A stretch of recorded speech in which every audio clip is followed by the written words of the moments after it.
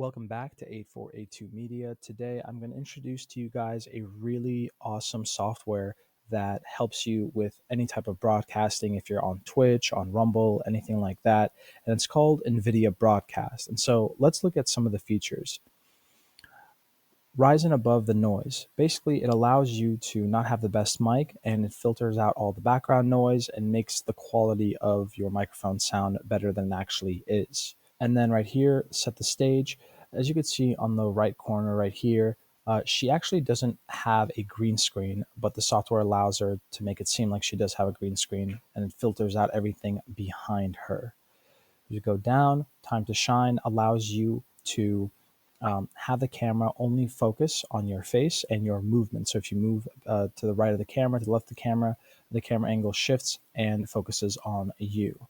And then the biggest feature is the eye to eye, where you can be on a Zoom call or a Skype call, look maybe at a script or look away. You're not really good at eye contact. And it gives the perception that you're always looking at the camera. Pretty creepy, but amazing.